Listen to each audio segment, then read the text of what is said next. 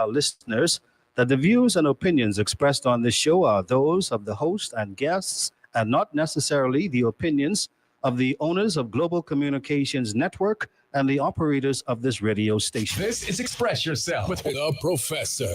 Call in and participate at 326-0271 or 326-0272. Follow us live on Facebook and Global Radio 99.5FM.com. Express yourself live on Global Radio 99.5 FM. Good afternoon, Bahamas. This is Professor Sidney Walter Thompson on the Global Radio Network 99.5 FM. This is a great day to be in the Commonwealth of the Bahamas. It is raining today, and of course, we will have more rain in the forecast. I believe this weather system is supposed to over at 2 o'clock this afternoon, so it's probably melting down at this particular time, but we may have some rain later on.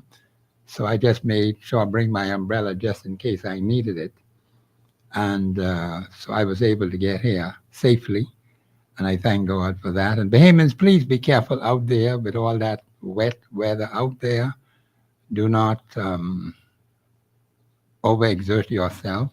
Leave in sufficient time like I did today to get to the studio. And you don't want any accidents because Bahamians, things happen when you least expect it. And when you get as young as I am, you cannot afford to be involved in any accidents. And I encourage people to exercise caution and restraint because you never know when something untoward can happen. It can happen. Time and chance happens to us all. But a lot of things we can avoid. And I think we're not doing sufficiently enough to avoid these things from happening. And of course, you know, the political movement is heating up on both sides, the opposition and the government, and accusations are flying back and forth. And you people get captivated by the accusations being made. You're not looking for answers to real problems. You should be looking for answers. When you give people this kind of authority and power and they're not performing, then you have to take the necessary action that is essential. What is the purpose of a government? What is the purpose of a representative? What is the purpose of the House of Assembly? What is the purpose of the Senate? What is the purpose of the cabinet? You have a role to play in checking up on the government of the Bahamas, your representative as well. There are some people who will tell you should write letters, and of course, if you want to do that, fine.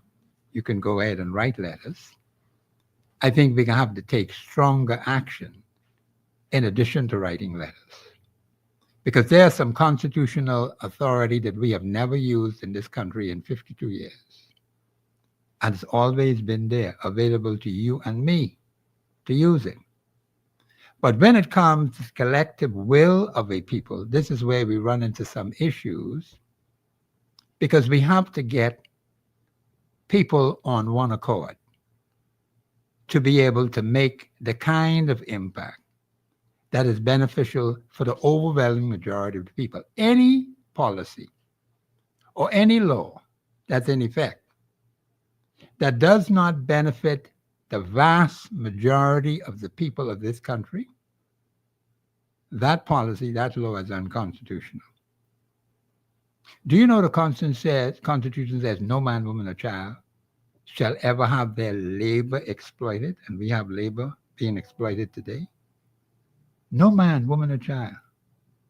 That came into effect July the 10th, 1973, at 12 a.m. that morning. And from that point up to now, we've had labor exploitation in this country, and the Constitution says, no, that's not supposed to be. No man, woman, or child shall ever have their labor exploited. But look at the proliferation of labor exploitation over the last 52 years. And we've had some extremely weak unions and extremely weak presidents who may throw a statement out now and then and let the workers suffer. You see what happened to Gladstone Farms? You see what happened to city markets, those workers? And quite a number of them are dead in their graves, Bahamians, and they ain't get straight yet. Their family is still suffering because there's been no compensation. So how long does it take? Another 52 years? These are real hardcore problems that afflict the Bahamian people. Now look at the crime issue. Let me speak to that a bit today. You got two political parties. One that's been knocking around for almost 70 years next year. 70 years in the Senate, in the House of Assembly, in the cabinet, having been even in the judiciary. I mean, all over the place. And you look at what that party has achieved when given the authority by the Bahamian people. And do you know we have these age-old problems from the time that party existed? For the first time they got in the House in 1956, right on up to now.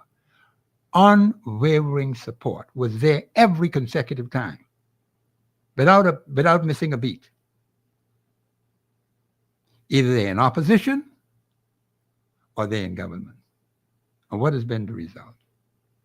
Look at the constituencies that their particular persons have represented over 70 years, Bahamians.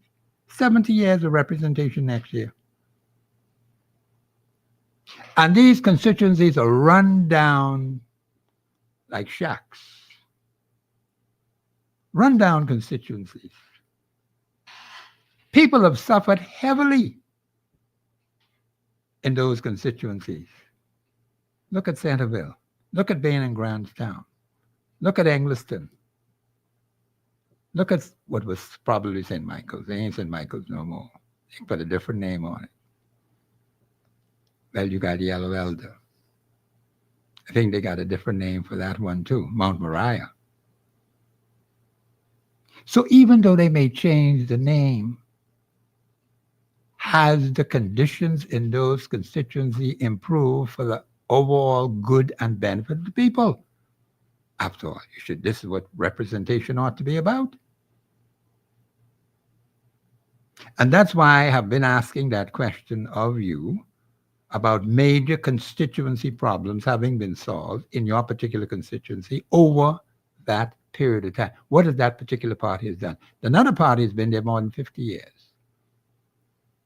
They've been through the same crap, in and out of government. They've been in the judiciary, members in the judiciary, and some of them are so confused, they don't know whether they are sitting in the court, or whether they're sitting in the House, or whether they're sitting in the Senate, or whether they're sitting in the cabinet. Because you gave them all this power, Bahamians. Look at their track record. That's what you need to look at. Not talking about who won this and who won that and leaving legacy for this one, leaving legacy for that. The only legacy they have left is suffering on the Bahamian people. You cannot even identify what major constituency problems have been solved by either of them. So that should tell you something, Bahamians. What have we spent billions of dollars for? You add the 70 years from one party and the 50 years from another, that's over 120 years collectively. What have we gained? What have we achieved? Look at the mountains of problems we have today, the pressure where people are committing suicide. And I had said earlier, Bahamians don't commit suicide, but boy, we got some people committing suicide. That's not a good thing. People are under enormous pressure trying to scrap for a plate of food.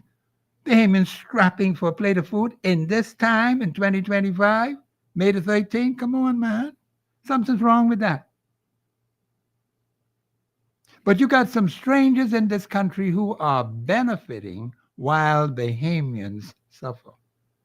How we get mixed up like that? You are going to have the opportunity to make a decision going to the polls to elect a representative and to choose a government for the Commonwealth of the Bahamas.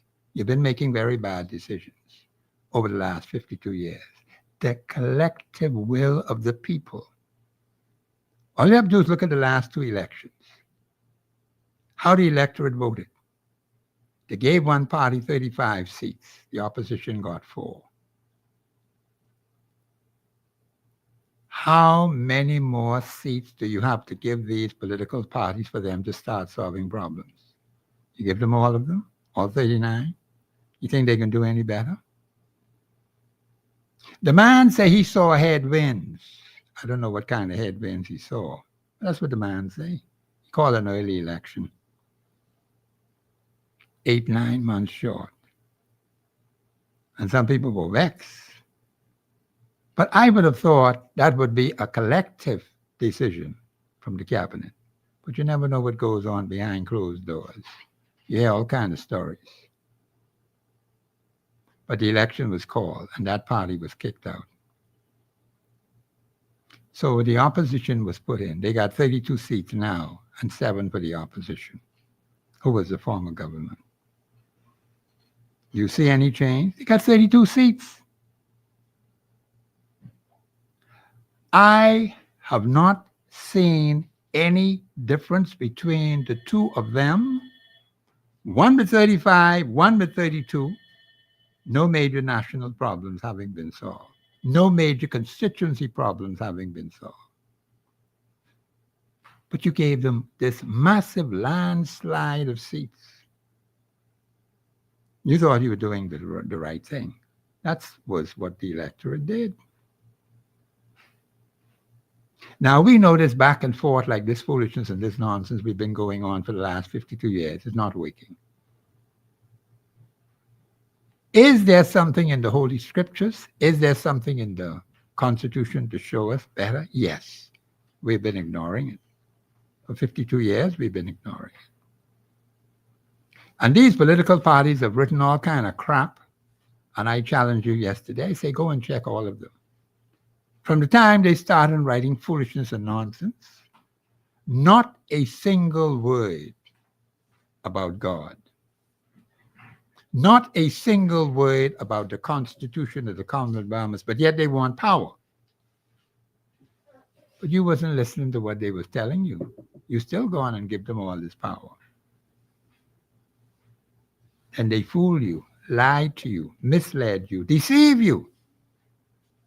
Then they come back and say, boy, we ain't finished all what we were supposed to do. We need a little bit more time.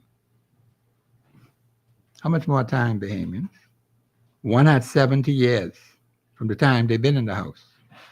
The other one had more than 50 years from the time they've been representing in the House of Assembly and the government. So how much more time you want to give these two entities that have been holding power in the Commonwealth of the Bahamas? How much more time, Bahamians? There is nothing either of them could tell me what they want to do, because I don't have to listen to that foolishness. I have enough evidence I could read and study and meditate on, and that will tell you exactly who they are. They're not changing anytime soon. They've been getting away with so much crap. They believe they could do it again to you, and they can come and trick you again. They're in the process of doing that right now, talking about they writing up manifesto or whatever else they want to write up. And then they'll come back and tell you they ain't had enough time to fulfill it. Give me a break, Bahamians. You check and see in the last one that they had, the parties put out, whether there was anything about God in their knowledge. Nothing. The Constitution, nothing. But they say they want to run things. The Constitution being the supreme law, and yet you got none of these political parties that acknowledge the Constitution. But yet you give them all this power. And you expect things to get better? When they see they can ignore the Constitution of the Commonwealth of the Bahamas, they've been continuing that way for 52, 70 years from the time they've been there.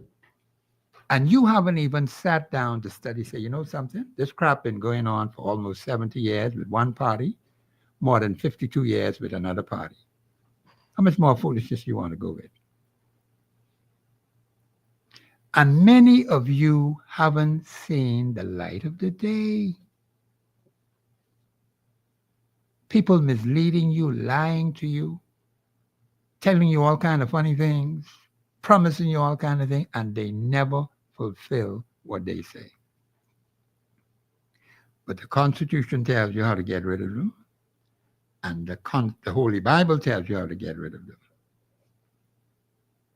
You have people who are talking about they want to have their legacy over the best interest of the Bahamian people. I heard one particular personality, and we will play the tapes, was asked a particular question. And I don't know why these reporters has asked such nonsensical questions. They don't even know how to ask sensible questions. That's why we get a lot of crap, foolishness, nonsense, and trash.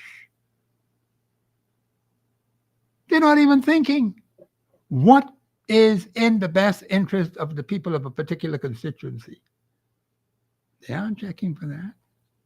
What has been achieved by the particular representative in that particular constituency for the benefit of the people of that particular constituency? Those kind of questions are never asked. That's why we keep getting what we have been getting for 70 years in one case, more than 52 years in another case in this country. And since majority rule, 58 years and a half. By July the 10th, it will be 58 years and a half. You see, all that time has gone gone down, Bahamians. What have we got for it? What benefits have we gotten?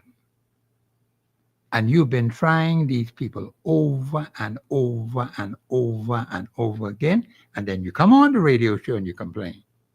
And then I say, what are you prepared to do about it? And you can't even come up with any sensible, possible solution. I gave you an example more than 10 months and 4 days ago. There's been no counter proposal to it. And you have not acted on it. You sit right there in the crap and keep grumbling and complaining, grumbling and complaining. Babies, you don't get anywhere like that. Either you get serious about saving this country, or we could end up losing it. Now, I don't want to see us lose it, because we got many thousands of young people who want a future in this country.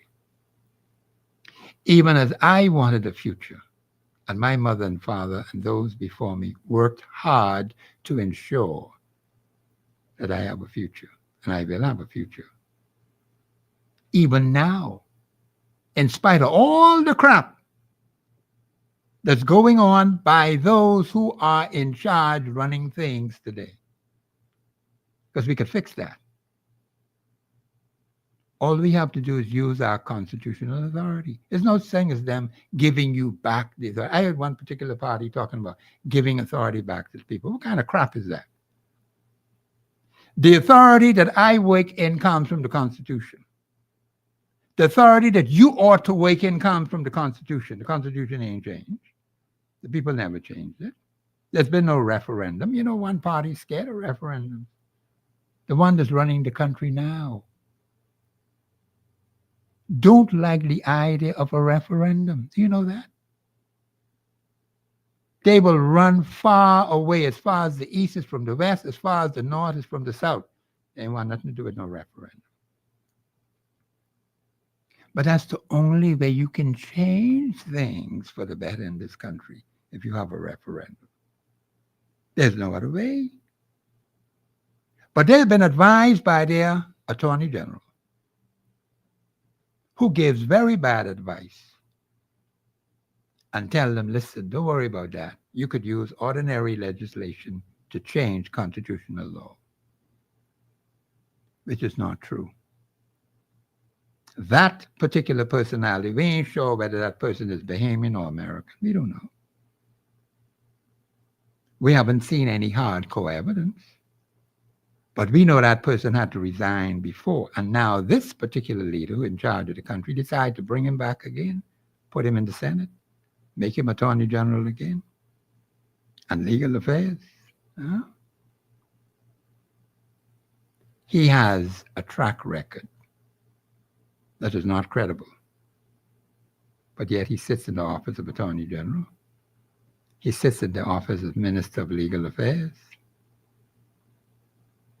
And no one had the decency to tell the man, stop talking foolishness and nonsense and straighten out the crap that's been coming out of that office. Not one. Why? You know what was created? Office of Director of Public Prosecutions. And Bamis, I want you to check this article on the Attorney General when they created this office. This is a comfortable office for somebody to make some money. You know why? I heard all the political personalities in the House of Assembly on both sides when the debate was on. Independent Director of Public Prosecutions. I heard that straight through all the debate. But when you look at the actual document itself and see what they changed it to, they didn't have to have a referendum for that one. Maybe we should have had one. That particular office is not independent of the Attorney General. You think you can lock up the Attorney General today or tomorrow? The Attorney General steps out of line, lock him up, put him in the cell, throw away the key. You think he can do that? The same Director of Public Prosecution. Do you think he had the authority to do that? You think about that, Bahamians. Because some people need more than locking up. They need serious punishment, Bahamians, for misleading and deceiving the Bahamian people. That's what's coming for them. But this particular personality in that particular office, if the Attorney General gives an oral, I want you to listen carefully, baby. You could check the evidence for yourself. There's plenty of you don't do no homework. That's the problem with you. Oral or written direction. The Director of Public Prosecution has to comply. I wish he was independent. I wish he wasn't answerable to the Attorney General. So if he steps out of line, put him in the cell, lock him up, and throw away the key. But he can't do it, Bahamians, because the law doesn't allow him to do it. So what kind of Director of Public Prosecutions is that? To prosecute that little fella in Baintown, or the fella in Fox Hill, or some other person in this country? Is that who you can prosecute? What about other things that have been happening in the country? So I'm talking about big things now. Has the government ever told you publicly what has happened to a lot of cases they took before the Privy Council? Under the same Attorney General, what happened to them? Have they told you about the money that was spent trying to fight a case they could not win? Do you know that, Bahamians? Have they ever come and apologized to Bahamian people and say we made a mistake? Not them. But the evidence is there, Bahamians. We could go and dig it up, you know. I would like to dig up every single one of those cases because we have the evidence to show where they've lost badly, bringing crap before the Privy Council and expect to get results. And even at the Supreme Court level, let me say this, even at the Supreme Court level, you got strangers, foreigners, aliens, and outsiders grabbing up our public money because of mistakes made by the Attorney General's office. Can't win nothing. All you have is a litany of losses. But you got to pay the people. Huh? So there's a whole lot of money that has been paid out. Tell them, add it up and tell you what the bill is. Those are the kind of things they ought to be talking about. And those are the kind of things you ought to be concerned about, what the government of Bahamas is doing with your money. And how they're wasting time on lost cases, which they can't win. You know why they can't win it? This is contrary to constitutional law. That's why. Just as simple as that. And these are people who are supposed to know the law. These are people who the Bahamian people would look up to and say, well, he is this, he is that, or she is this, she is that. That doesn't weigh the crap. You got one sitting in the office of not Attorney General, but the Minister for National Security. You see him doing anything about the major problem we have with immigration and citizenship? You see him doing anything about it? He's supposed to be so talented and so gifted. What the heck does that mean? It means nothing, Bahamians. If the man in the office is not performing constitutionally, it means absolutely nothing. I couldn't give a crap how talented he may appear to be. That means nothing. Because we are suffering as a nation. We are catching hell right now as I speak to you. And the man just sitting there, we can hear something from him later on in the show when I asked the producer to play it. We be playing games, man. We got some jokers, man. And you had a fella say, a jokey government, jokey politicians, jokey representatives. We've been playing games in this country for more than half a century, 52 years since independence. And Bahamians, today, as I speak to you now on May 13th, 2025, we're no better off for it. So we got to fix it. Who you think will fix it? You think you're waiting for them fellas to fix it? It will never get fixed. What does Article 24.1 tell you? You always hear me talk about Article 24.1. That's where the authority is in that article and many other articles as well. The last phrase of that article gives the reason why you ought to take action. You got to wait on no government. You got to wait on no personality playing cute. Because we have lost a lot of people over that 52 years back who were looking for a better day. Every time I think about it, I get dead vexed. People who had high hopes. In those they gave power to. And all they did was let them all down. Boom. And then walk away with something else in their hand. I can let you find out what that is they walk away with. We could go get it back, you know. If you are serious about saving your country, I can tell you this right now, I mentioned it before, even yesterday, you're going to have to do some unusual constitutional action that you have never used before, because we got some stubborn, wicked, hard-headed people in the way. And the action is going to have to be hard, rough, tough. They have no mercy on you and me. So why would you have mercy on them? None. That's what's going to take, Bahamians. Because some people was taking us for a ride for 52 plus years. Some of you called yesterday and was talking about that. But the question I keep asking is, what are you prepared to do about it? I am prepared to wait to do something about it. And I gave a suggestion more than 10 months ago. That's just for the constituency side of things.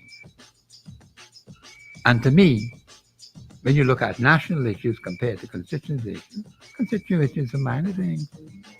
They're trivial.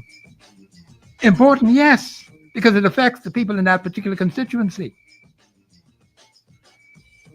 National issues is where the real rough and tumble will be. But I mind that. I like dealing with national issues and fighting them too. But enough of you are not yet ready to take on responsibility to save the Commonwealth of the Bahamas. You're just sitting on your backside, talking foolishness and nonsense. That's what you're doing. You are not yet ready today to take on serious action. Do we have a producer, call him producer? I didn't hear anything. I'm sorry about that. I'm not getting anything through my microphone, my earphone. We got to go to break. I apologize, audience. I did not know, but my producer tell me I have to go to break. This is Professor Sidney McGarr, Walter Thompson. See, when I get carried away, I could go till Christ come back. This is Professor Sidney McGarr, Walter Thompson on the Global Radio Network, 99.5 FM. We're going to a break. All you got to do now is pray. Express Yourself Live will return right.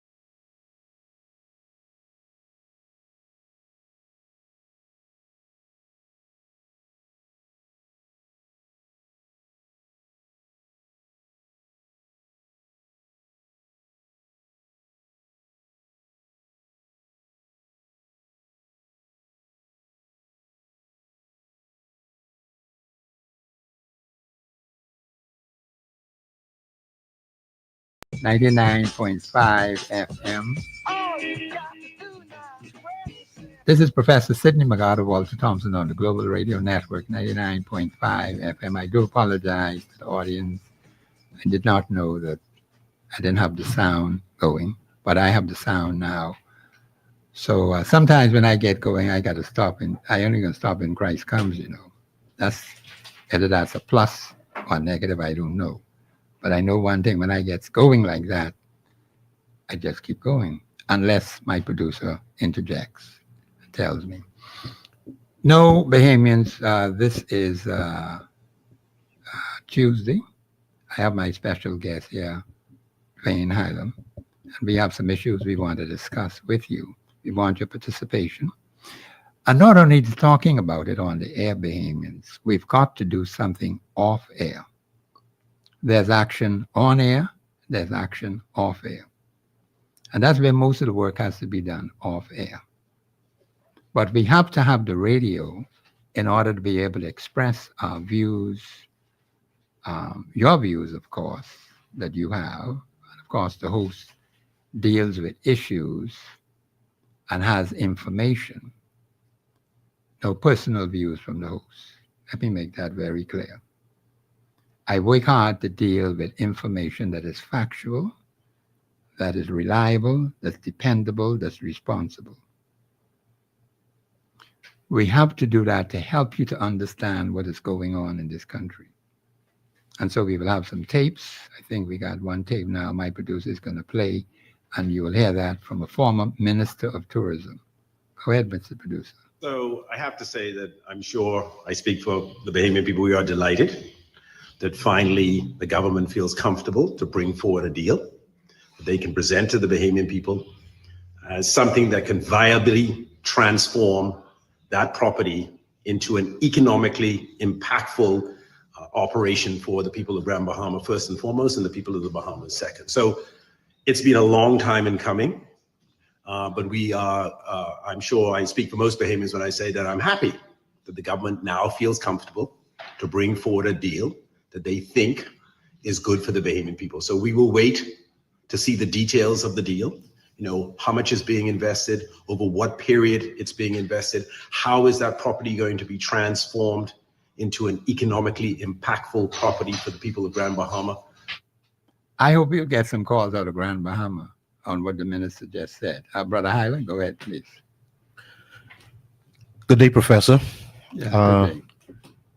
Good day to our producer here in the studio, keeping things going. And good day, Bahamas. It is inspiring to hear of the potential sale, the potential deal. It's good that something is on the table.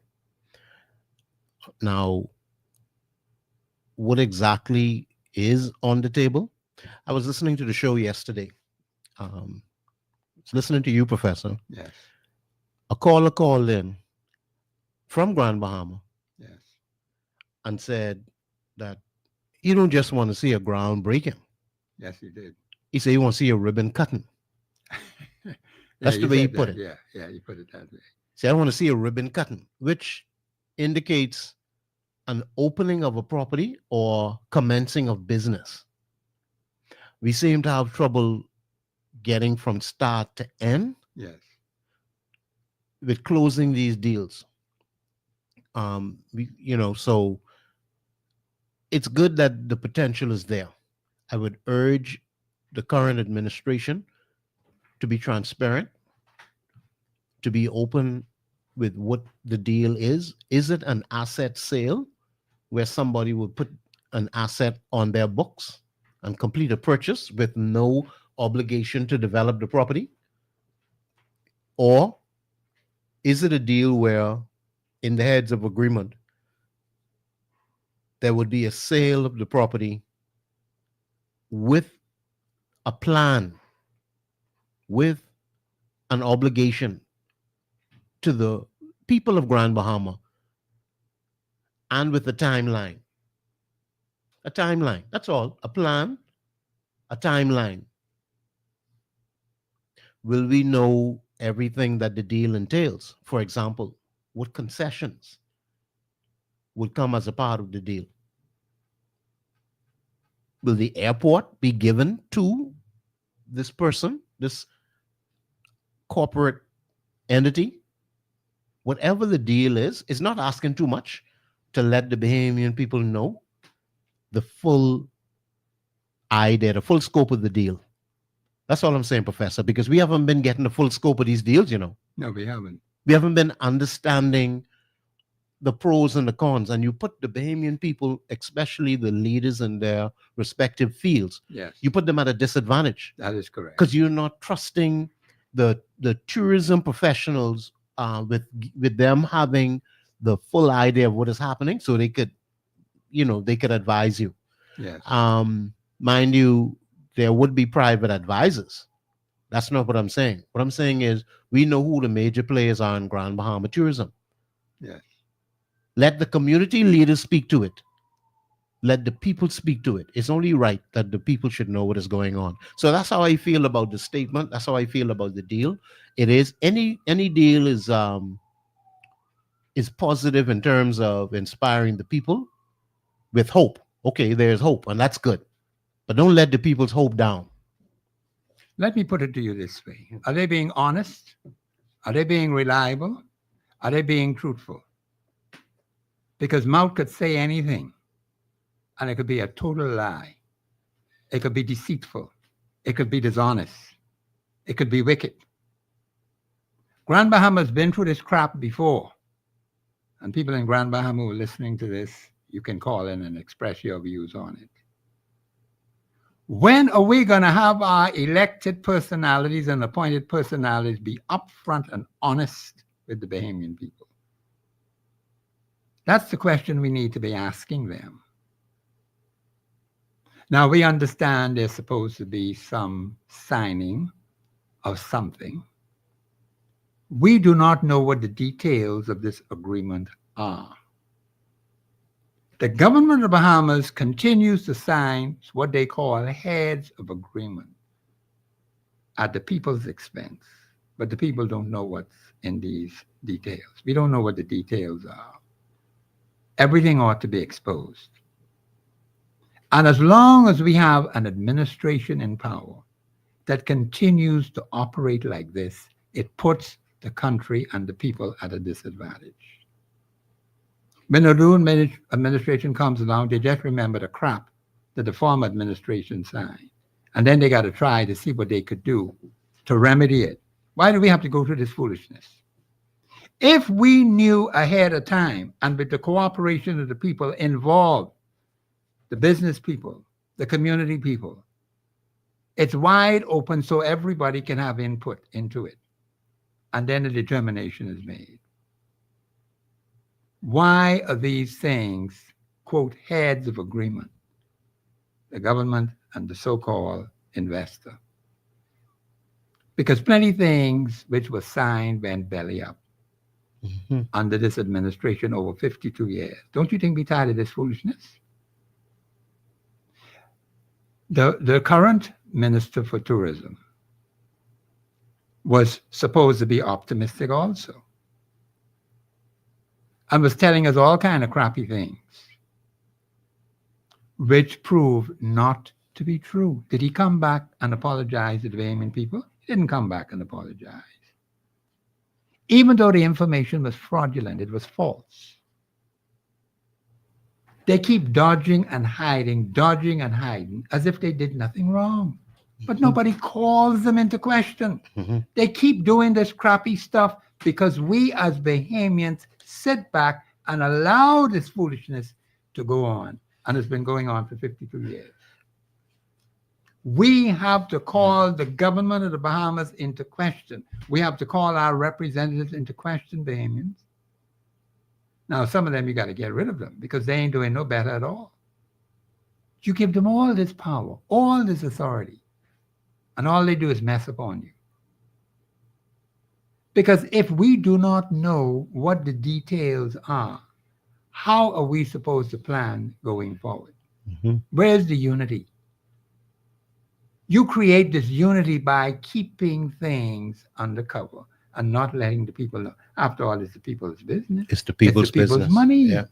Ain't their private money. If they want to do private deals with other people, that's there. And they take their own money now, not the people's money. The people are always left out in the cold. But at least East Grand Bahama falls into the category also. Hold on, Brother Hyla. The people have always been left in the hole.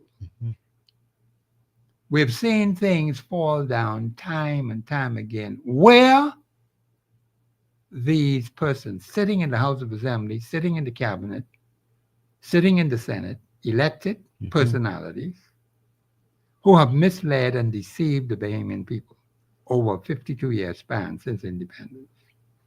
Grand Bahama has been rocking and rolling from one crisis to the next. The country as a whole has been rocking from one crisis to the next. The SpaceX is one major problem that the government finds itself in a quandary. They didn't come to the Bahamian people. Now they run into a snag. Damage has been done. And let me remind people, look at the condition of the water at Ararat Key, Go Slow Bend, and the beach down there. I forgot the name of the beach. Right by Saunders Beach. Saunders Beach, yeah, Mhm. Saunders Beach. Yeah. It was reported to me that the water is not clear. And Bahamians, wherever you live in the country, look at the condition of the water. Well, the water is supposed to be clear.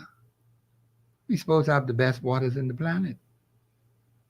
But when the water starts turning, you got to watch these things, Bahamians.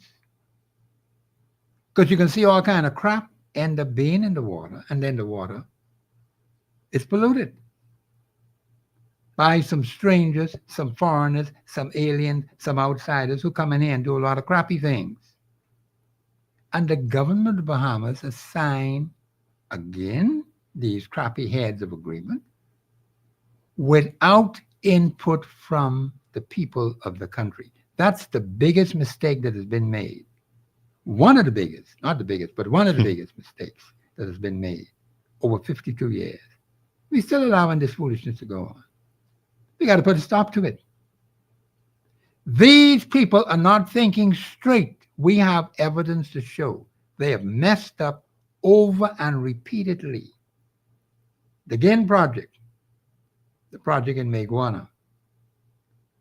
Even we have some projects over here in the province that went belly up. So-called heads of agreement. And there's been no compensation. We got labor situations that have never been solved. Decades have passed. Some of these people dead in the grave. And there's been no resolution. Go ahead, Brother Hyland. Professor, when you were speaking about the color of the water, Yes. my mind going on the color of the eggs within the food store now.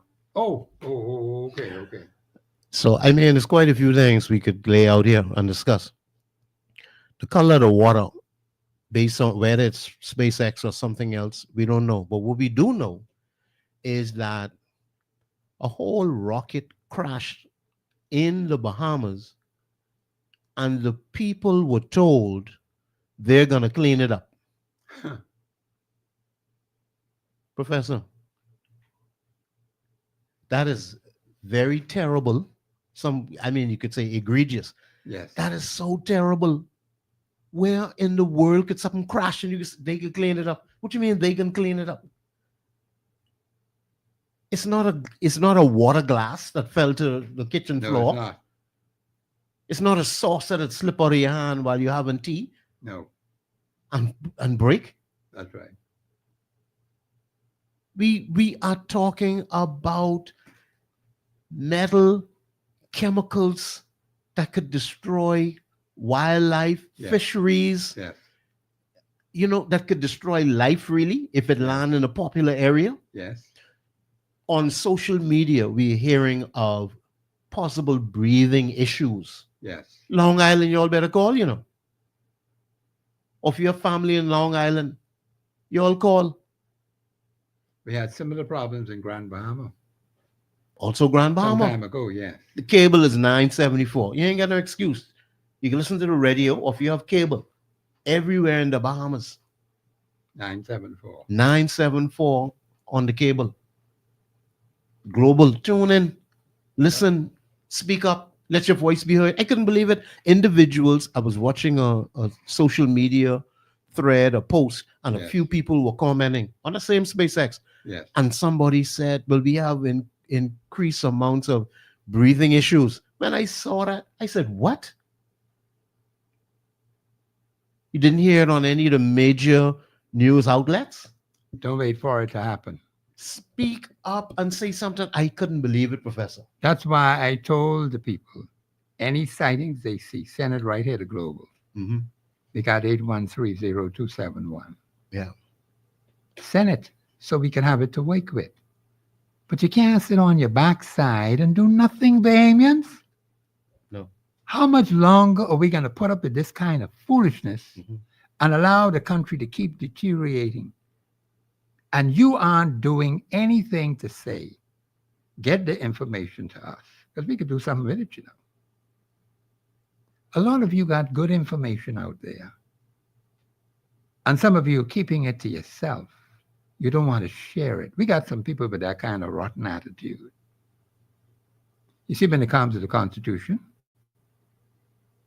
I can deal with the whole Constitution thoroughly and make it simple, basic, fundamental, so every living soul in the Bahamas could understand it. I want you to know it better than me, better than the teacher. Yeah, but I tell you, because then I know no one would be able to lie to you, mislead you, or deceive you. I know how the system is, Bahamians. It is not working in your best interests. The crappy laws they're passing in the House of Assembly, the Electricity Act of 2024. But Ali, we got to go deep into that one, you know. And that one where they gave the man all that authority over the carbon credits, wrapped up in one man with two positions. You sure there ain't two men? No. Well, Is it one? maybe it's AI. I don't know. Professor, it said that the Prime Minister would consult with the Minister of Finance. Oh, okay, all right. Well, maybe it's two. It sounds like two people. Well, I know Minister of Finance and Prime Minister do different positions. So the Prime Minister will turn around and ask the Minister of Finance for financial information. The Minister for Financial Information will answer the Prime Minister and give him the information. Professor, we're making light of the situation, but it couldn't be more serious. The man goes into a conference room. Yes. All he needs is a mirror. All he needs is a mirror. He could hold up a mirror. Right. And have only him one in the room. Right. Having big meeting. Big meeting. Over the natural resources of the Bahamas. Yes. Make decisions. And just write an email to himself. Exactly. And make a decision. And that's the end of the matter. That's the end of the matter. Bahamians, you all need to get, that's why I keep trying to make them to understand. Go and get copies of this wicked legislation, okay? That was recently passed in the House of Assembly, and you all sit right there on your backsides, and you did nothing about it.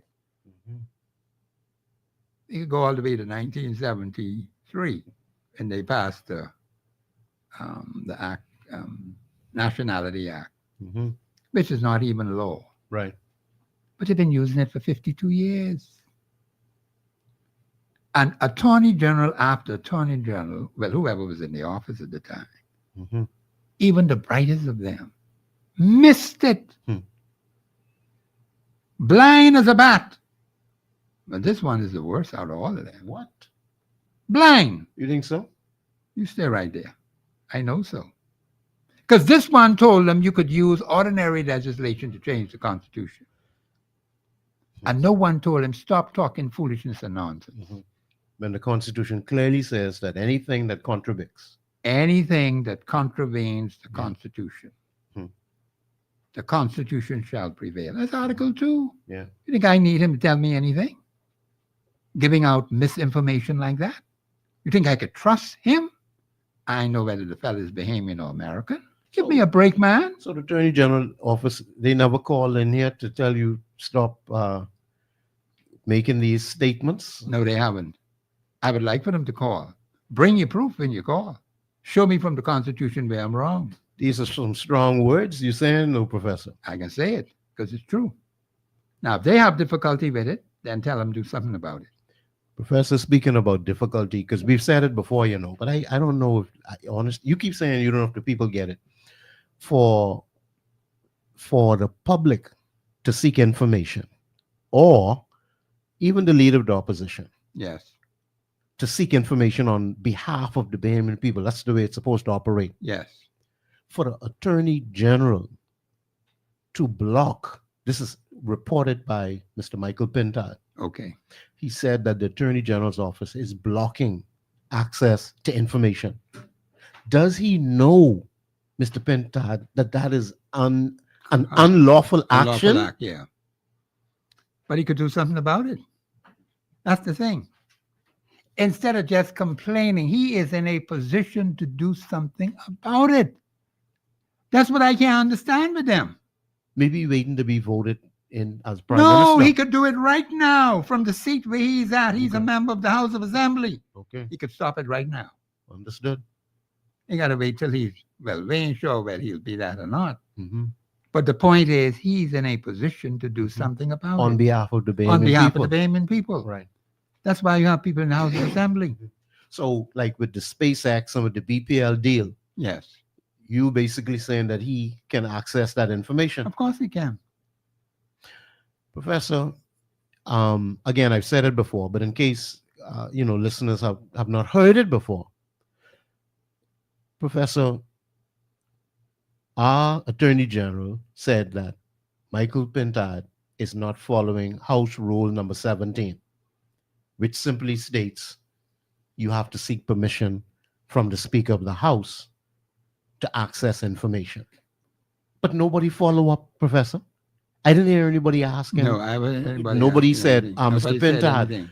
have you complied with House Rule number 17? That's a good question. It's a good From question. any of these media houses, Yes. you get an A+ for that week. If you ask Mr. Michael Pintard, have you complied with House Rule number 17? And you Yes. could go back to the Attorney General too. Yes, you could. Has Mr. Pintard now complied with House Rule number 17? It's a simple question. Put it to the two of them. This is the problem with the media in this country. They don't ask the right questions, you know. The only right questions you ask is the ones I ask on this radio station. Wow. And they don't have any answers to give. And these are serious questions that I ask.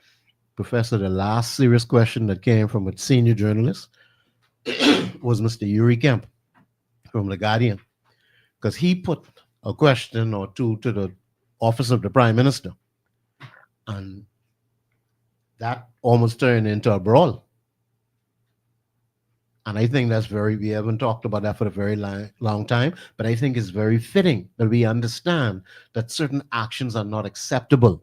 Yes. And you keep saying it. Speak up, speak out about these things.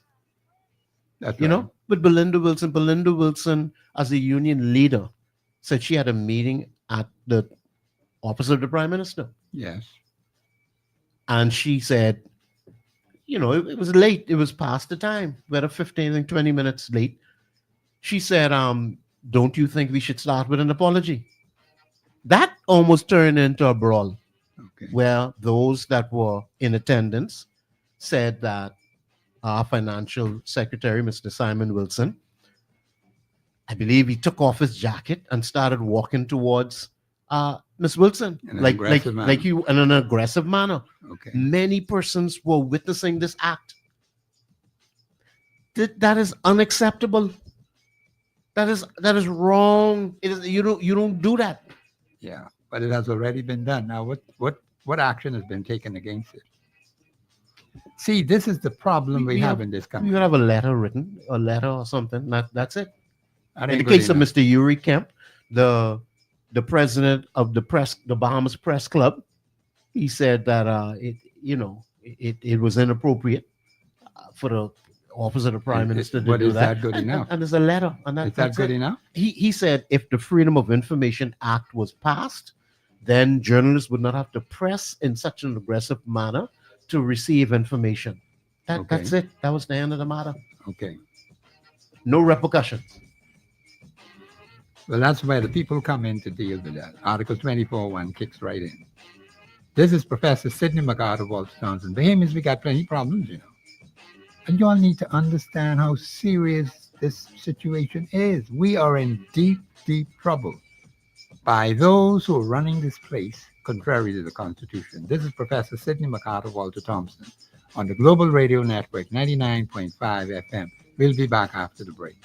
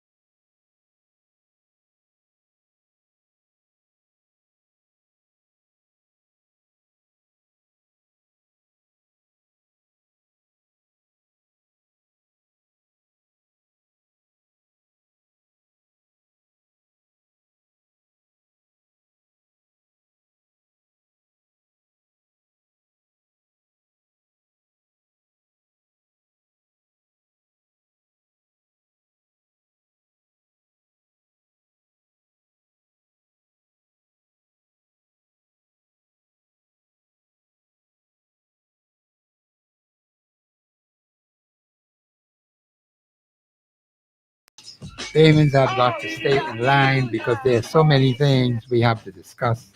And we were talking about Mr. Diagbula. He talked about, he thought the government had something to give to the Bahamian people. You see, the government is saying some things which do not make any sense.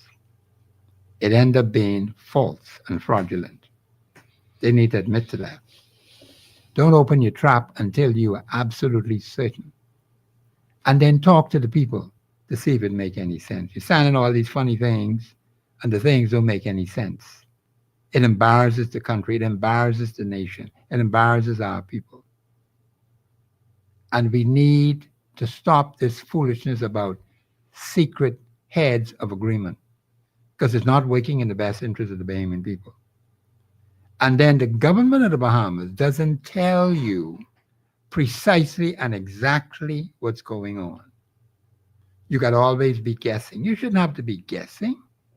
You should get the straight facts as they are. Because when that starts happening like that, there's going to be a lot of misinformation and a lot of confusion. Brother Hyder, you want to comment on that before we go to the next stage? Yes. Professor, the way that the government has been handling business, this administration, and actually the other side opposite also, is the same. Yeah. You have to understand, we still have not received COVID-19 reports. They would simply not tabled. And some would say, well, why are you going back to it? No, government is continuous. You keep saying it, Professor. Yes. Whatever party is in, the outside world only sees the government of the Bahamas. That's all they see. They don't see party. Only us see party. Only us looking at party. Only us holding on to our Party. colors like baby holding on to their bubble. Yeah, exactly. That's how we go. That's my party. Regardless of what we do, we'll go down with the ship. It doesn't make any sense. Boy, but Professor, they got this saying, die hard, one party. Die Yeah, hard this, die hard that. I heard that, yeah. Die hard is a serious thing. You hear that sound? Die hard. They need to have that kind of attitude when it comes to the Constitution. I thought you was going to say to the truth, but we could start with the Constitution. Oh, yes, the But if we all- Constitution. All in the Constitution Yeah. is true. Yeah. Ain't nothing wrong with the Constitution. Yeah. If we were to govern this country by the Constitution, we'd be straight. We won't have no more problems. No. But they're not doing that. No. See, Professor, and we have to say a couple different ways. We want everybody to understand that lack of openness and transparency makes things questionable by us, the people of the Bahamas, is questionable. And worse, by foreigners or investors on the outside of the nation, because they don't know us, but we have a track record. And our track record is not the best looking track record when it comes to governing the nation. That's And correct. this is going back 20 years. Yeah. See, again, we mentioned it last week. I'll bring it up again. When we get a report from an organization like Moody's or Standard & Poor's or Fitch, these are international organizations that recommend where to invest money. Yes. That's why they're important. What Moody says is important. What Standard & Poor's says, the Standard & Poor's credit rating is the same organization, the Standard & Poor's index in America, Yes. where the private corporations have all their money pouring through. Yes. That's the organization that gives advice when it comes to investing in a nation or investing overseas. And right now, the European Union is investing more money in the Caribbean and Latin America than America for the first time, than the United States. Mhm. Listen, Bahamians, it's all kind of money. Is a lot of investment dollars and foreign direct investment available, but it's not available to secretive, non-compliant government leaders. Yes. I hope you're hearing what I say. Ain't no shortage of money. Money everywhere looking for good ground. looking for a good place to invest, looking for sound and fiscally prudent leaders. They have mind you, it's just their opinion. I've heard our leaders say, well, they have a right to their opinion. That's a serious attitude. Their opinions carry a lot of weight. A lot of weight and a lot of There's money. nobody checking for these jokers over here. Professor, let's be specific. Because when you say that, not everybody takes the weight of what you're saying, like, oh, I'm checking for the joke. We can take 5 to 10 years to get one investor in one hotel in Grand Bahama. It's longer than that. See, it has been longer than that. Professor, I hope no one is offended when I keep making comparisons with our younger sibling, the Turks and Caicos Islands. But let me be brief with it. Our credit rating is still at the junk level. That is the quality of government leadership that we have when it comes to finance and investment potential. So Standard & Poor's and Moody's, they have us in the junk category. And it was Gowan Bow about 2 weeks ago when the Moody's rating came out. Gowan Bow came out, and I don't want to misquote him, but he said, we have to still look at the fact that we are still in junk territory, and we have like 3 or 4 notches to go before we are considered. So we got 3 or 4 more upgrades before the international investment community sees us as credit worthy or somewhere we should put our money. Where we can get there, Professor? That's a good question. If we look at the way this administration is doing business, it is amazing that we got 1 upgrade because they said you're stable. This is the Bahamas. This is the jewel of the Caribbean, Professor. So they're saying you're stable, but you're still junk. You're still junk. You're stable junk. What kind of crap is that, man? Professor, don't make me laugh. Professor, we are still like junk bonds. Explain it from A to F, what that's supposed to mean. Okay. We have moved basically, let's say you are getting an F. Yes. Well, you're getting an F plus now. That's where we are. We make it to D. Mind you, when you look at the numbering system, they have, A minus, B plus, B plus. They have a lot of different numbers that don't mean a lot to most people. But we are still not worth investing any money. So when we do have a few persons that are investing here, thank God for the people that are here.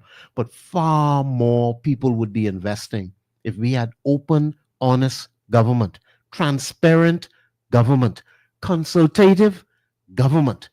Consult with people. Consult with your professionals in your prospective Of fields. course, yeah. That's Consult with important. them. Your international counterparts. Yes. Join and form consensus with them. We are not doing that, Professor, in different areas. Yes. The best performing sector, from what I understand, is the banking and even including the offshore banking community. Okay. Professor, I was reading a report. We are one of 7 nations on the planet that have complied financially with international standards. To be specific now, not to dwell on this, to be specific, out of 40 areas, our score, when I say I feel like taking it on to myself now. We like to win and we like medals and everything. Oh, yeah. Our banking community has a score of 40 out of 40. They have 100% score. They ready. We are partially investing in that with these high bank fees we paying. So you can't just look at the bad. You got to look at the good and the bad. Look at all sides of it. We have high banking fees. I think Commonwealth made a profit of $86 million. They had a 29% increase in profit. 29% increase in profit over last year. They rolling in the money. Now, how do we now bring that success to the common man? Yeah, that's what we have to look at. How can we get the nation to grow at these types of Of rates? Yes, I agree. You see? with you. Yeah. And make sure, break it down to everybody here. We are growing at, I have to take a closer look at this because somebody claimed 3.4% and all of that. But the real GDP is in the neighborhood of 2.6% to 3% on whatnot, right? Okay. Professor, the Turks and Caicos Islands growing at 5.6% GDP.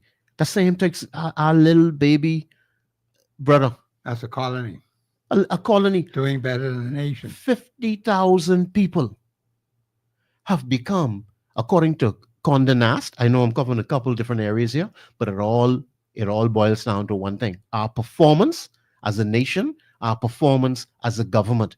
It is lacking. It is wanting. We're performing poorly in terms of government leadership. Yet our financial and banking sector, they are top class, Top top class. notch. Okay, good. Mr. Belusa, play that second tape from the former Minister of Tourism. Obviously, we had one signed, sealed, and done. But then COVID came along and that scuttled that project. And then, of course, this government came out with the $100 million investment from Electra, which they quickly pulled back on. Now we have Concord Wilshire as a potential investor in that project. So we're delighted that the government is finally at the point where they can bring a project forward, which they think that the Bahamian people will find economically impactful, and specifically the people of Grand Bahama. So it's a wait and see. Let's see the specific details. Let's see the amount of investment. Let's see how long the project is going to take to get to a point where it's impacting the lives of the people in Grand Bahama. There hasn't been any discussion with the people of Grand Bahama on this.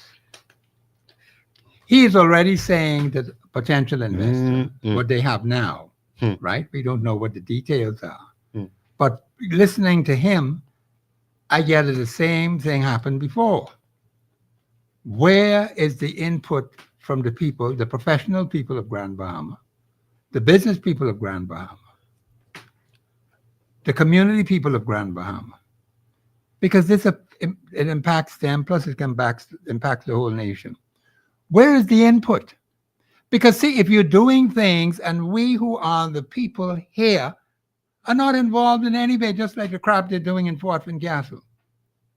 The people of Fort Fincastle are not involved in the refurbishment of the tower and some other things they're doing up there. But there's been no input from the people who live there. And they talk about stakeholders. Who the heck the stakeholders are? Where did they come from? The same principle is being applied on that community level. And it appears as if with this foreign investor thing, the same principle being applied.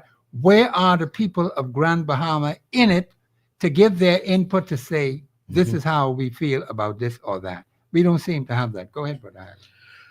Professor, you're right.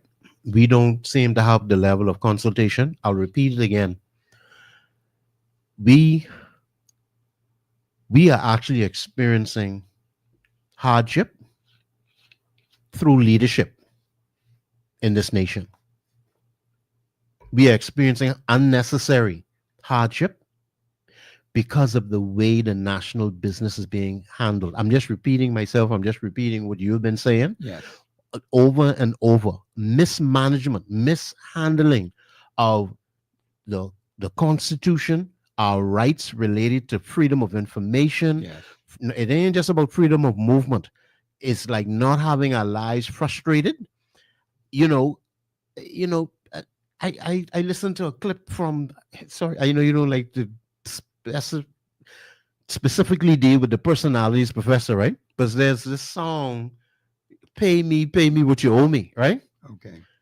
And I listened to a clip this morning, and the chairman of the current administration, he puts out a regular voice clip. Okay. And it ends by playing the music, Pay Me What You Owe Me. He's the chairman of this administration. Right. He playing the music, Pay Me What You Owe Me. But is he following his own advice? They are not paying the people, No, Professor. they're not. They're not paying the people. Right now, Professor, we didn't talk about this off air. Do you know that the senior doctors are now back in the media today? We didn't even have a chance to talk about it. No, we didn't. I'll just touch on it. So what are they saying now? They ain't got straight yet? Say everything's stall out. Stall out for what? Stall out. What You they know, going that's- back? What they going back to work for instead of staying off the job?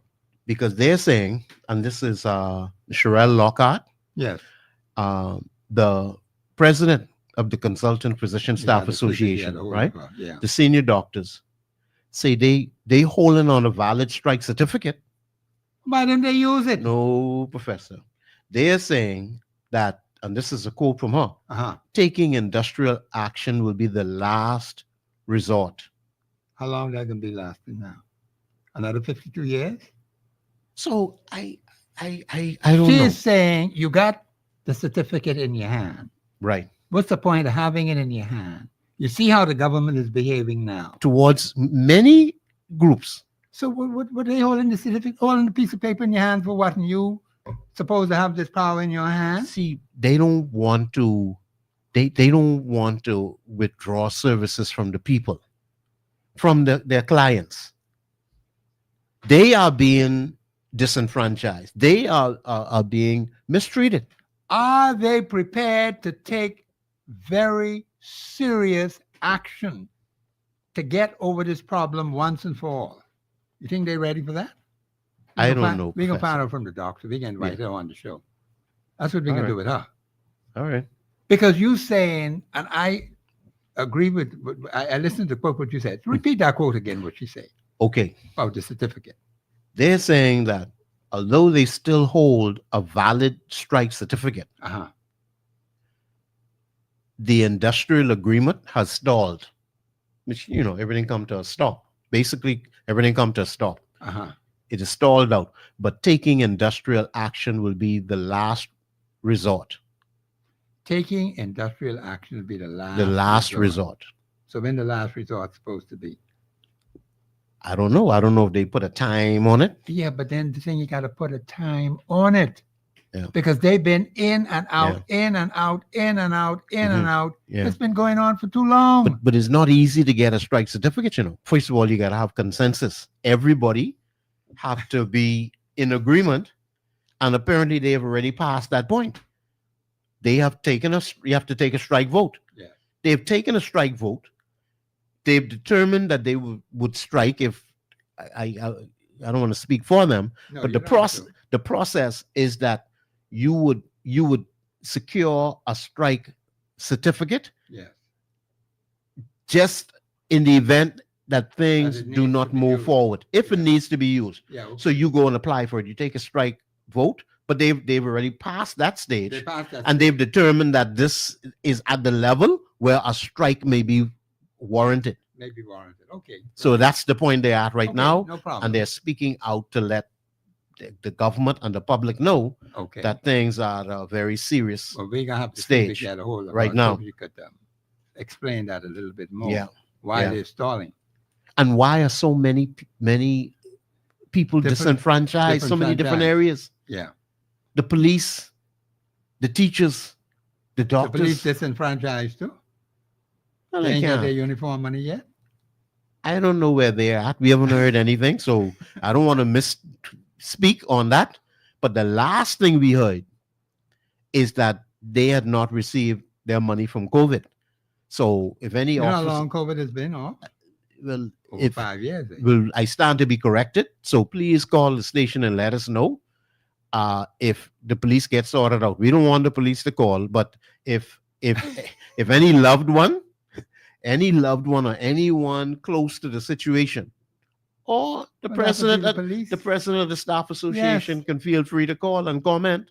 That's right. Say what your situation is. That's all. That's all. There's you no have to harm in say. saying what your situation Yeah, is. but then not enough of them are doing it sufficiently enough. This is why it is you keep these drawing. So what you sometimes hear, which I Yeah. question sometimes is why you hear a little snippet in the press when these people ought to be putting Yeah. more effort, Yes. more concentration on the Mhm. particular issue. Right. Maybe this is why the government don't take them seriously. Maybe that's the case. That may very well Maybe be. that's That's the just case. something I'm thinking of. Because- Because here you got your Yeah. certificate in your hand, Right. and the government know you ain't gonna use the certificate anyhow for the next 52 years. So they Mm. give it to you. So what does that mean? The government say, yeah, we'll give you a strike certificate. Bing. Mhm. Now let me know you ain't gonna use that in 52 Right. years from here. Plus, was it constitutional for the government to send the nurses back to work? They have a valid strike certificate.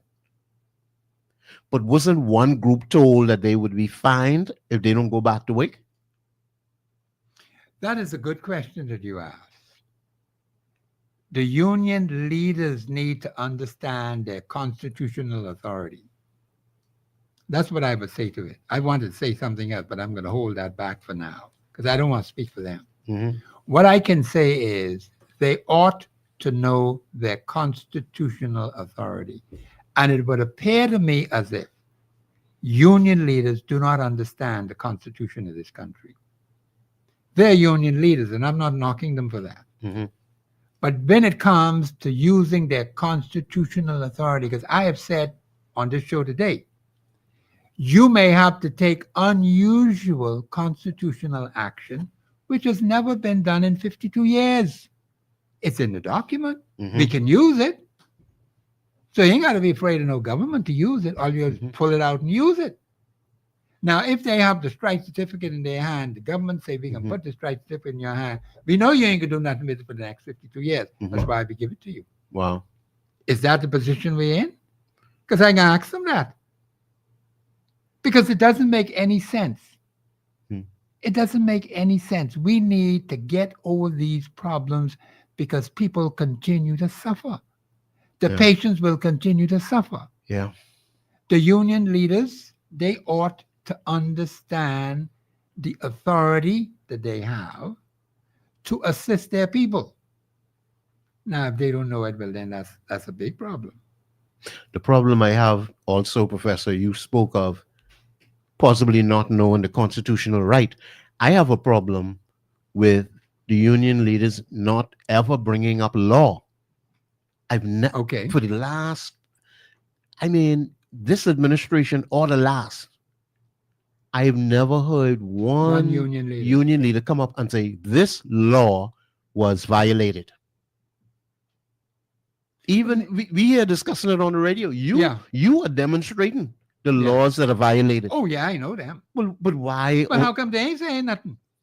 I can't get that. I don't understand. I don't that. understand it either. I don't understand that. Maybe their understanding of the Constitution is extremely shallow or nil. That's the only conclusion I could come to. Because Well, I hear them talking all the time, and some of the crap they write in the press, mhm. not a single word about the Mhm. Constitution. So that's why I asked that question. And I'm not trying to speak for them. Right. So I'm saying you got the certificate in your hand. Mhm. The government probably figure out you ain't gonna use it for the next 52 years. So we'll give it Right. to you. Hmm. So what the heck you gonna do? You can keep bandering around and you have the power in your hand Right. to do some things. Right. You're not using the constitutional authority because Right. you don't seem to know it. Mm. But the point is, this is what keeps the members in confusion. And the Mhm. members are looking to their leaders Right. Right. to direct them. Right. And if the leaders don't understand what their constitutional authority allows them to do, Mhm. without even talking about the government of farmers, Right. you get your authority right from the Constitution. But then Mhm. you can act. But that doesn't seem to be the case. That's how it seemed to me. Now, I can invite them in and see if we can talk to them. Professor, hundreds of millions of dollars of pension money are just taken out of banks and used in secrecy, Well, how union let that happen? and still no accountability. And when you come to try to ask, well, this new company you're working with, is my pension secure? You can't get an answer on that. That's what the BPL unions mean when they say they're in the dark, you know. You know, serious that is? We are in the dark.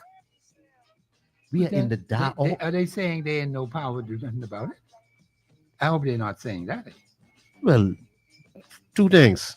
They in the dark. Now there's the Right. power company, and they in the dark. And they're in the dark. They're supposed to give light. You just said they're the power. They don't seem to have any power, but they're the power company. Yes. So if they don't have no power, judge the other common man in the community Who don't have who what don't they have that what they have. what they have. Yes, that's correct. They're the light company, and they're supposed to have light. I think they need to explain more clearly what it is. I'm almost the ready to public- give up on because it's something desperately wrong. We going into another segment. Yeah, I I one gotta question, start now. Professor. Uh-huh. Who in the labor movement is like Sir Randall Fox today? That's a good question. We're going to talk about that when we come back. This is Professor Sidney MacArthur Walter Thompson on the Global Radio Network, 99.5 FM. We'll be back after the break.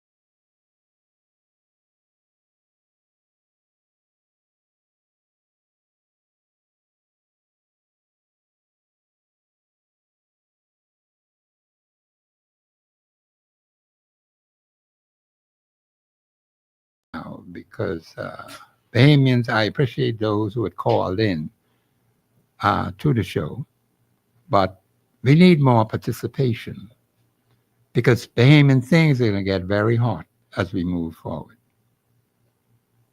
We need solutions to problems. You have a role to play in bringing about solutions.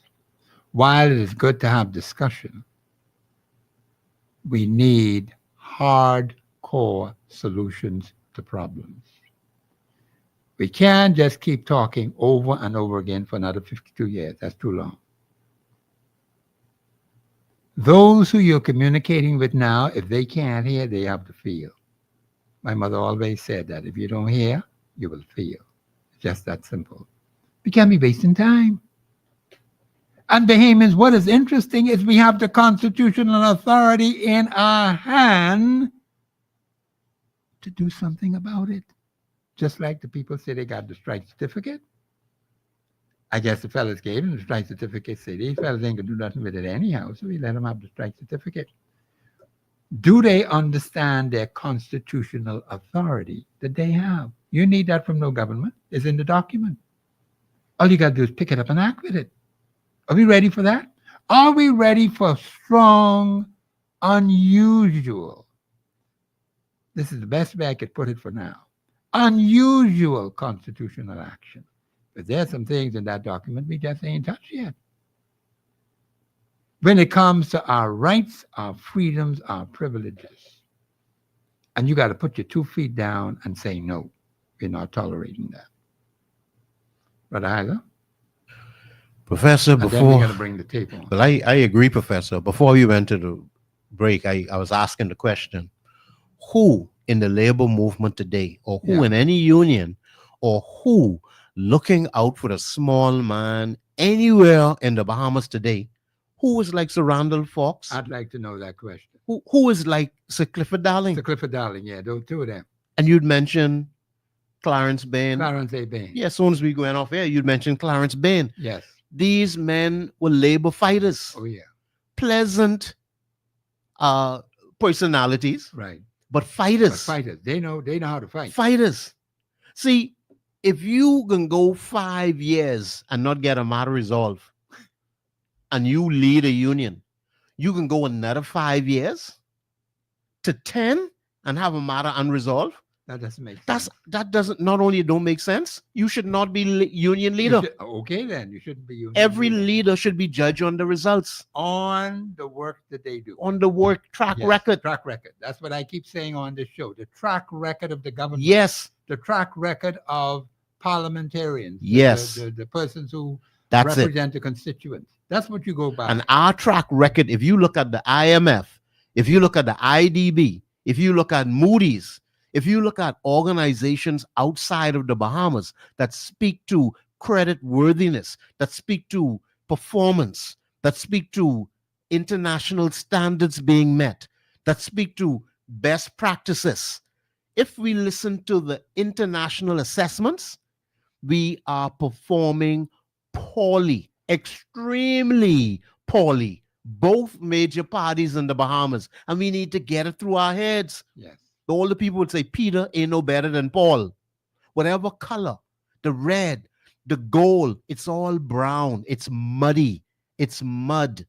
It's terrible what the Bahamian people are being given in the form of leadership. You know, I have never expressed this before. I am highly disappointed in the younger leaders that rushing up underneath these poor performing, I mean, I don't even know what to call the leadership in the Bahamas, but the next generation all up underneath them trying to join their organization. What's wrong with y'all? What's wrong with us? If you are not in agreement, you know something? And what is also disappointing?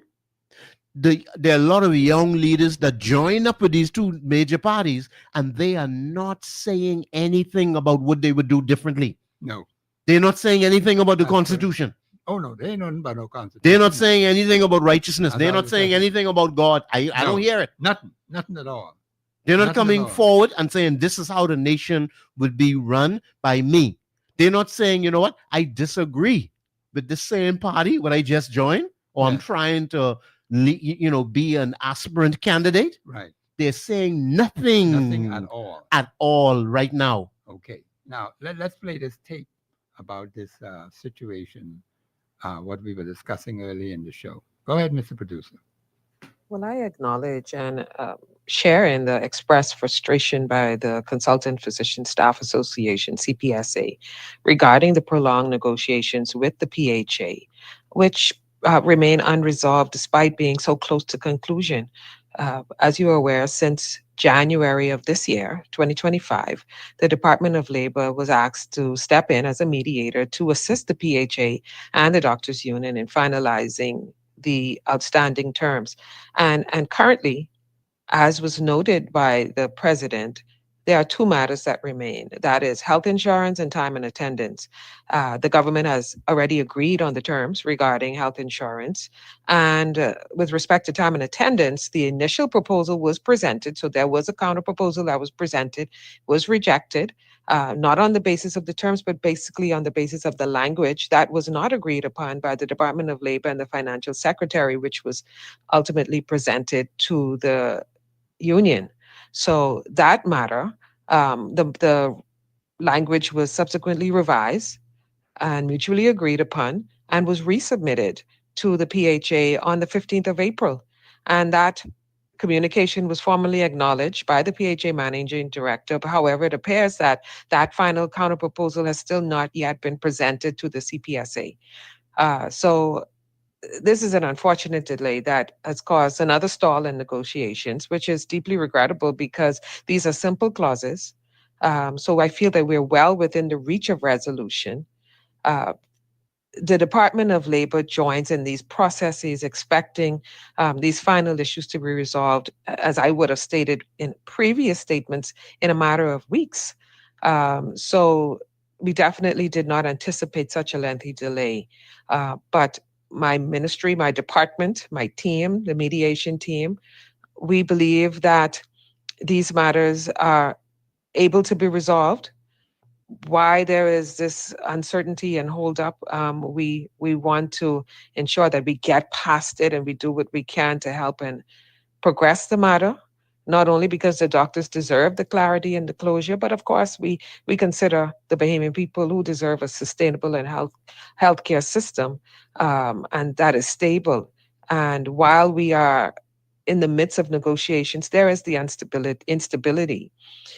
But our commitment remains in fostering harmonious labor relations. We pledge to stand in the gap. We pledge to ensure that matters are resolved in as timely and a fair a manner as possible. And that's what our goal remains. The Department of Labor remains dedicated to moving these matters forward constructively, collaboratively. It's our goal to support the solutions that allow for both the healthcare professionals and the government to be able to focus on the bigger picture, which is delivering an efficient, high quality care in healthcare for the citizens of our country. And that is most important. And we are anxious to get these matters resolved so that we can move forward with signing our industrial agreement. Okay. Now, she said a lot. That's the Minister of Labor, right? I think Yes, that's sir. Okay, no Yes, sir. problem. Now, notice what she said. The wording, the language. Were they speaking French, German, English? What language they were using? I know she was speaking very well. No, I heard that part of it. What is this language that is causing these supposed intelligent people, highly educated people? Mm-hmm. You mean to tell me what kind of language are they talking now? Parliamentary language, the Queen's English.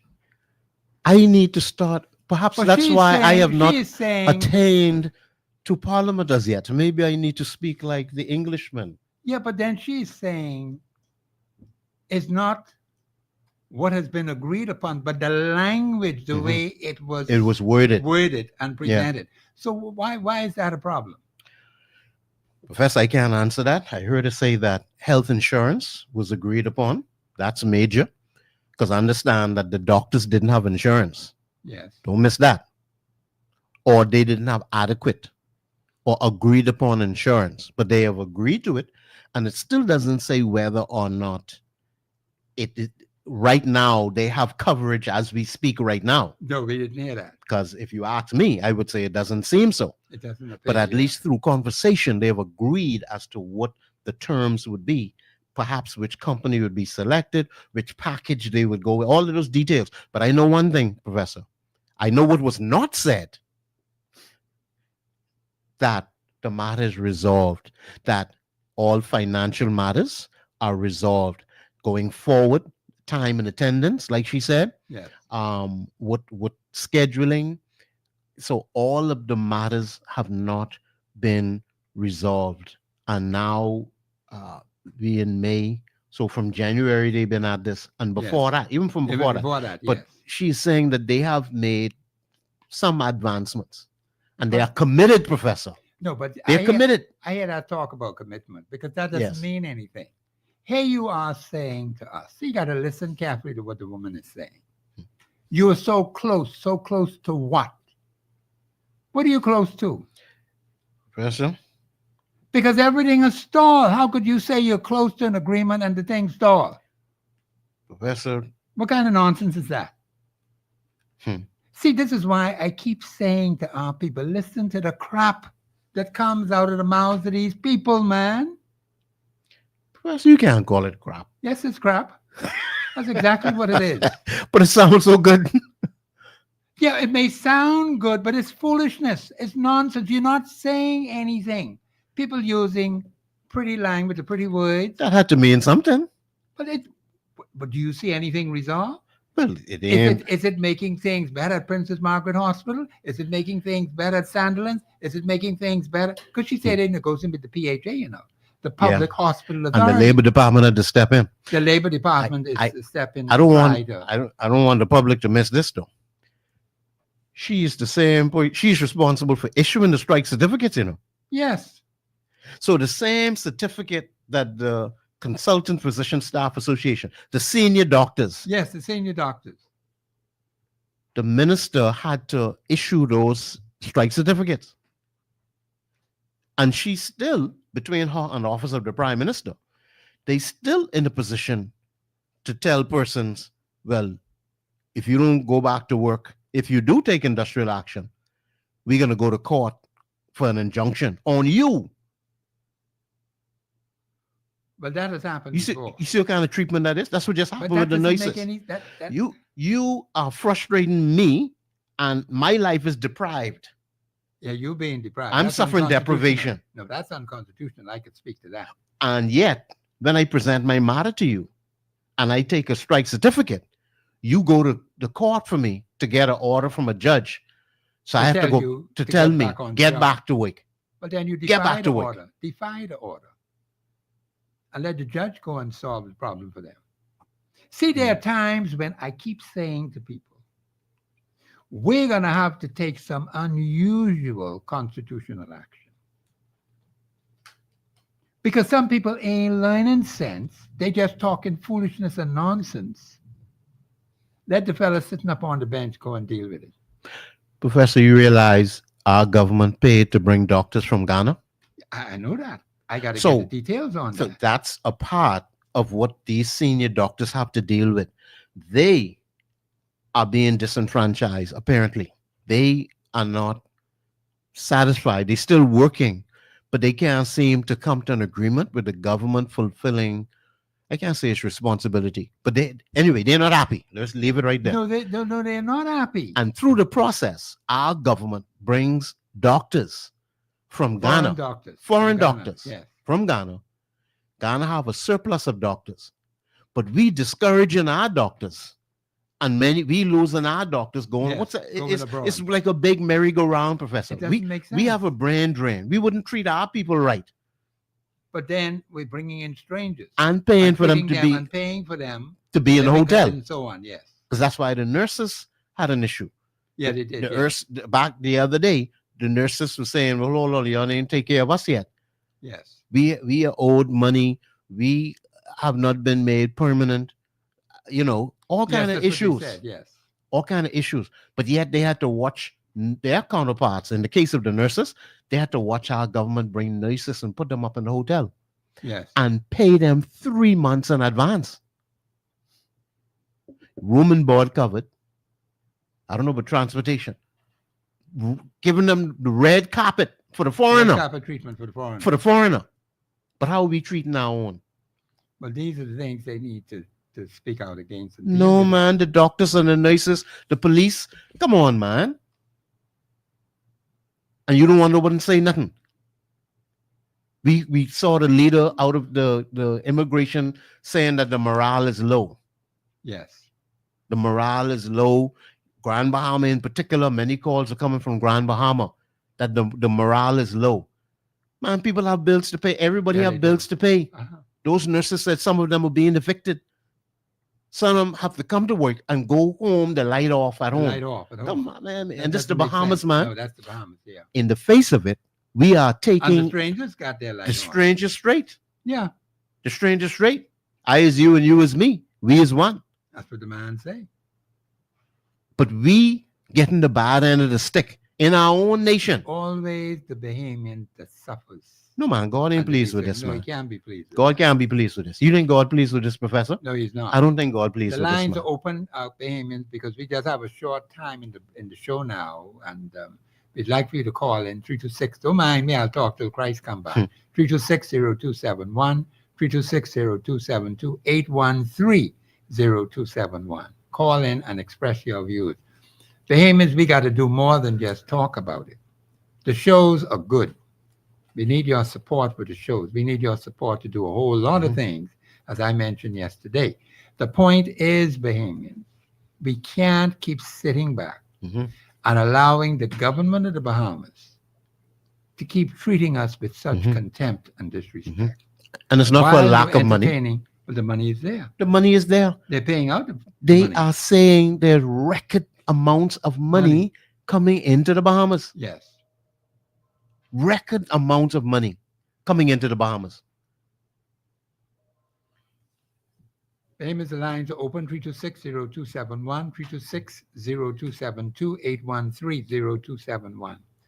Bahamians, this is the time now to act decisively. Even I heard Donald Trump was talking about these arrangements he's making with different nations countries around the world, Yes. and how the tariffs have dropped. Mhm.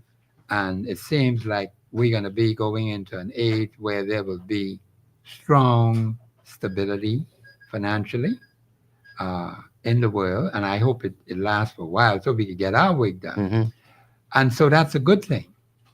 And so we have to get the benefit. I think we have a call on the line. Call you live on air. Go ahead, please. Hi, good afternoon, Professor. How are Yes, you? ma'am. Yeah, I'm doing I'm well. so happy that I'm listening to your show every day. I do, but I just have to give my 5 cents today. Yes, ma'am. I It is so appreciate it. sad for the way we Bahamians are not coming together with all that we are hearing. Yes. With them bringing in the foreign nurses, the foreign doctors, the foreign this, the foreign that, giving away the land.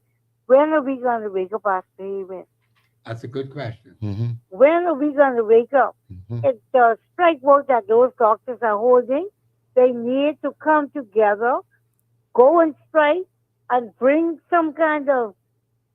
a message to the government. Let them know that y'all are playing. We are not playing anymore. Exactly.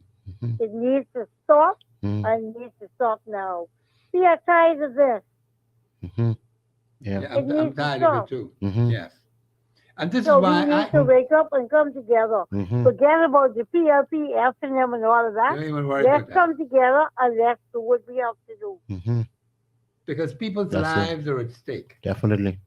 And many You people know, have see, suffered. and that's exactly who's suffering. Our Bahamians. Yes, ma'am. Mhm.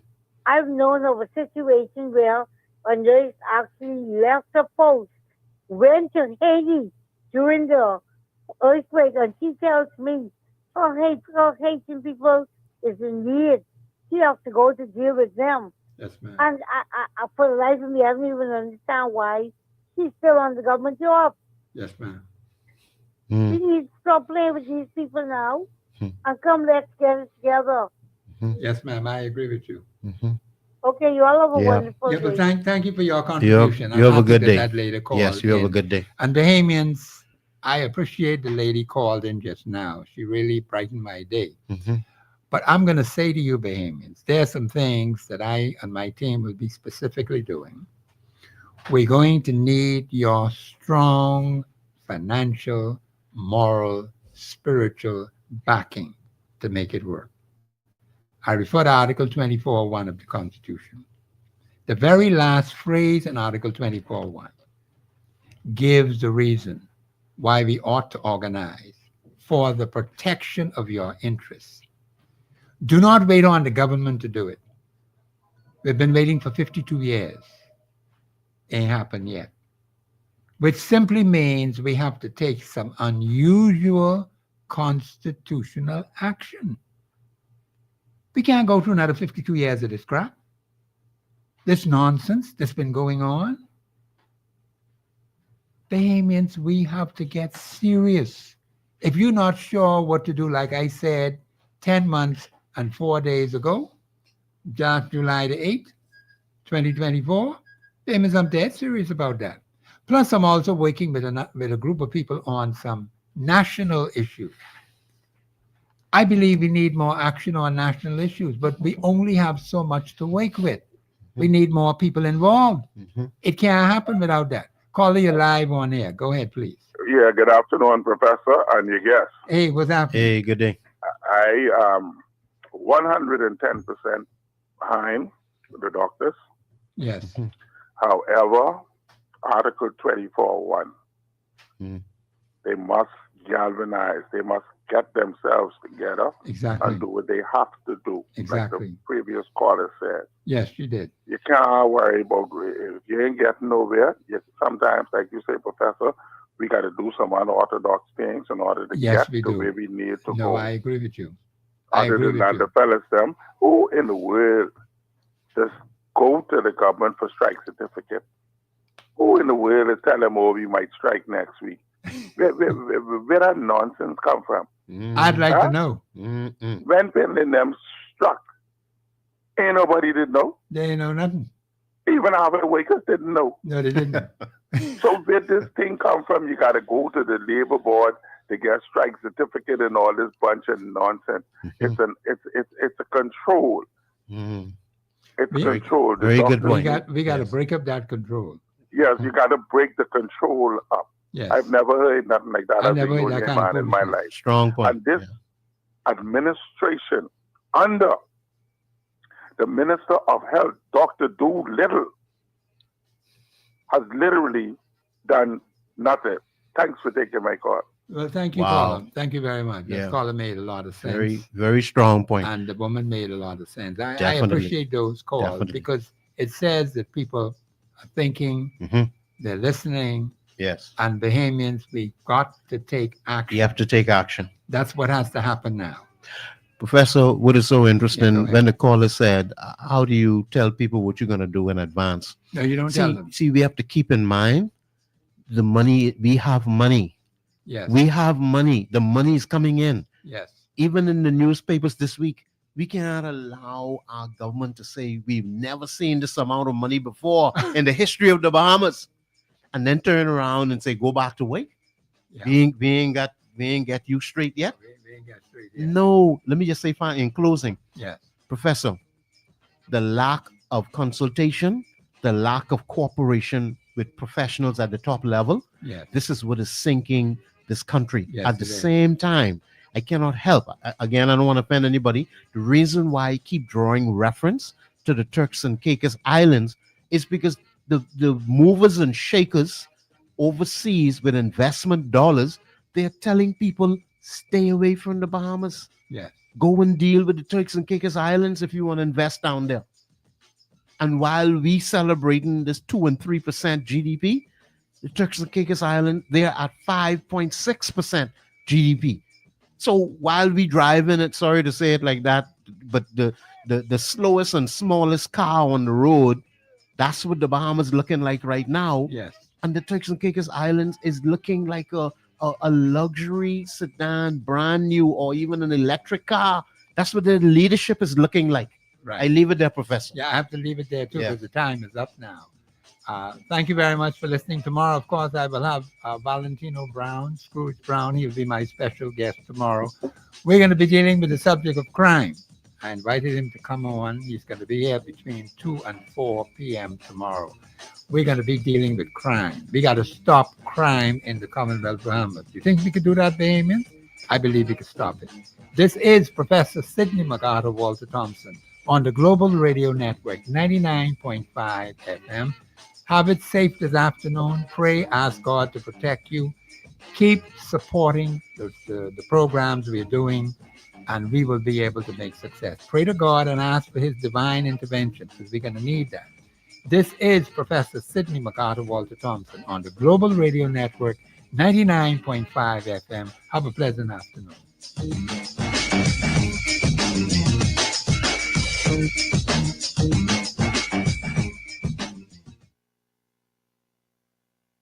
Global 99.5 FM reminds our listeners that the views and opinions expressed on this show are those of the host and guests and not necessarily the opinions of the owners of Global Communications Network and the operators of this radio station.